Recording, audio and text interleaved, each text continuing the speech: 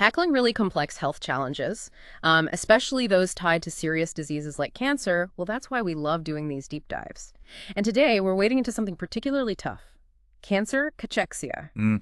It's a debilitating condition, causes significant weight loss, physical decline, really common in advanced lung cancer. Our mission for this deep dive to unpack a new study looking at a potential treatment called Anamorelin. We're using a recent research paper as our guide to see who might benefit most. Yes, and cachexia, it's far more than just losing weight. It fundamentally impacts a patient's physical function, Mm. how they respond to treatment, and, well, ultimately, their quality of life. It's been notoriously difficult to treat effectively. That makes exploring potential therapies like Anamorelin so important. Exactly. Anamorelin is designed to mimic ghrelin, often called the Humber hormone.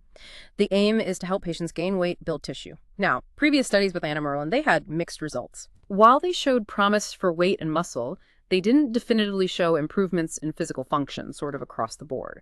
But this analysis we're diving into, it takes a different angle. It looks back at that data to ask, were there specific patient characteristics before treatment that predicted a better response? Maybe even to function? That's the core question, yeah. The source material for this is a post hoc analysis. So that means it's a look back at the data collected from two big phase 3 trials, Romana 1 and Romana 2.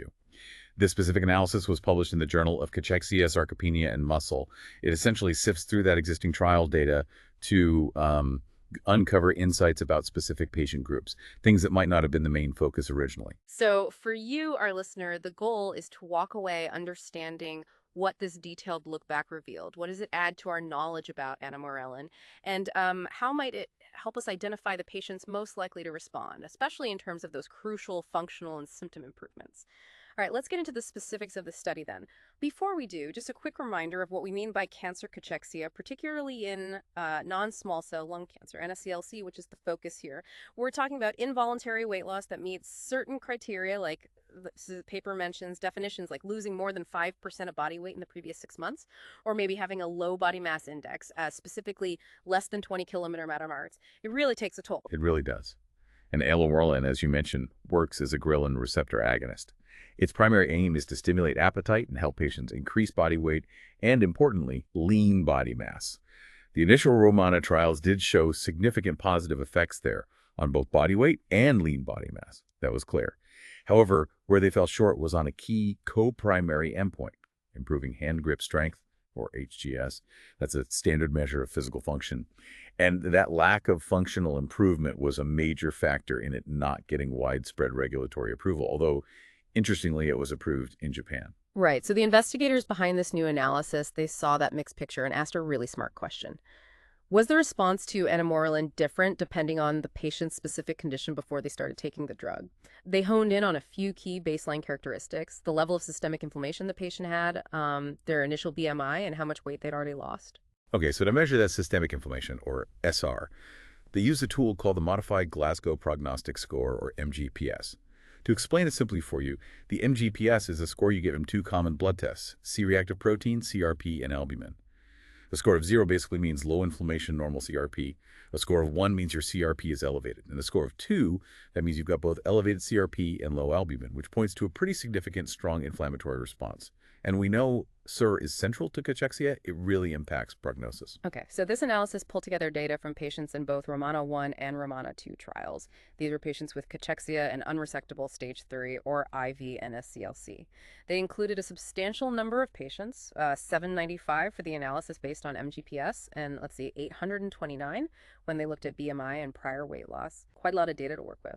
Definitely. And first, just looking at the overall picture, across all the patients they studied, the analysis confirmed what the original trials showed. And Anamorelin led to significant improvements in body weight and other measures of body composition, like lean body mass and fat mass, when you compare it to the placebo group. And this benefit was seen regardless of their baseline MGPS, BMI, or how much weight they'd lost before. So broadly helpful for weight and composition. Okay, but here's where this new analysis really gets interesting and adds, I think, a crucial layer. When they broke down the findings based on that NGPS score, they saw that while Anamorelin helped everyone with weight and composition, the biggest improvements, the magnitude of the effect, was most pronounced in the patients with the highest inflammation score, those with an MGPS of 2. Yes, exactly. The MGPS2 group was quite distinct. For these patients, Anamorelin didn't just lead to significant increases in weight and body composition.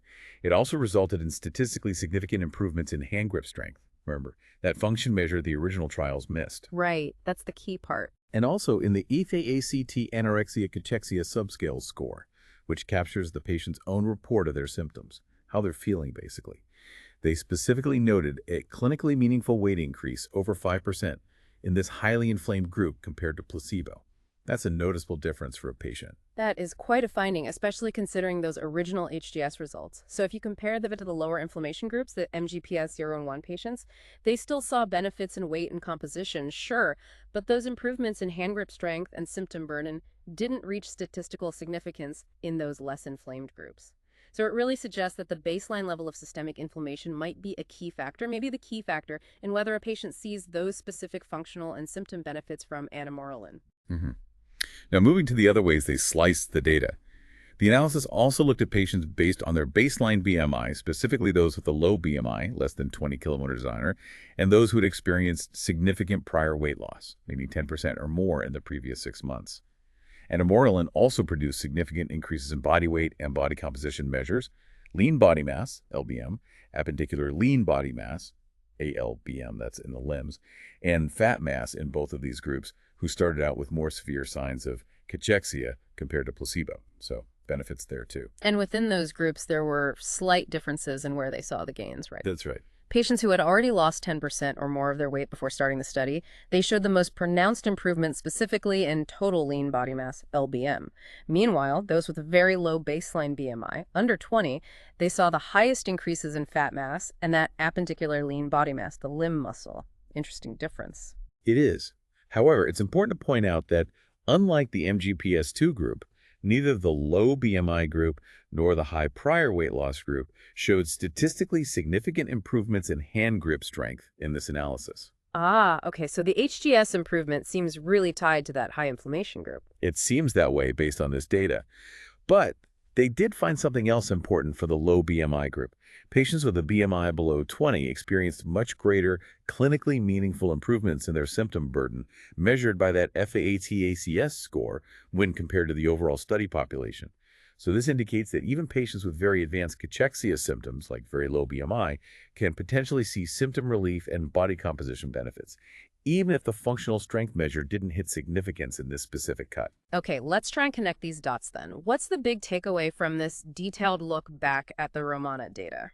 Well, it seems clear that Anamorelin does help patients with NSCLC and cachexia gain weight and improve body composition. That seems consistent. But the really compelling part, the new insight, is that the benefits on physical function, that hand grip strength and overall symptom burden, appear most significant in patients starting with a strong systemic inflammatory response, specifically those with an MGPS of 2. It really suggests that baseline inflammation might act as a kind of predictor for who is most likely to see improvements beyond just body weight. And thinking about why this might be the case, well, it potentially links back to Anamorelin having more than one way it affects the body. Sort of a dual mechanism, maybe? While it's known to be anabolic and it helps build muscle and tissue, some preclinical research also suggests it might have anti-inflammatory properties.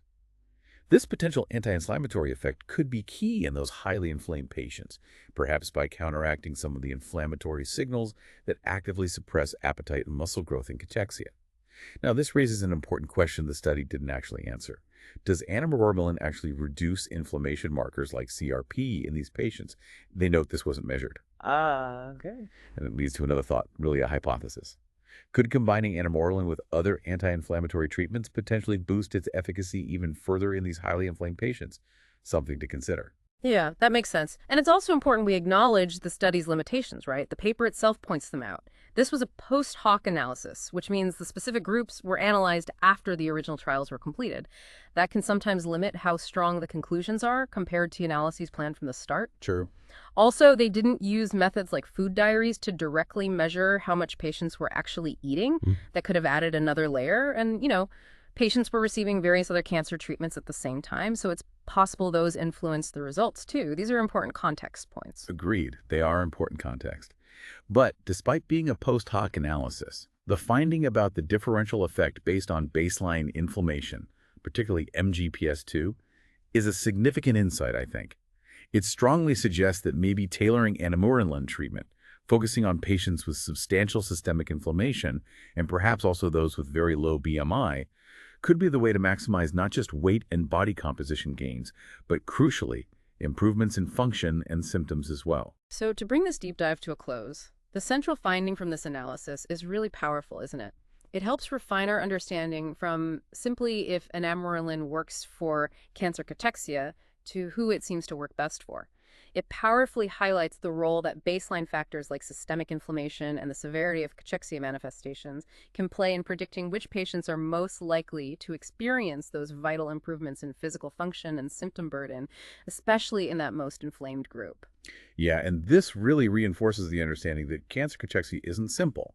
It's a complex syndrome, heavily driven by both inflammation and metabolic dysfunction.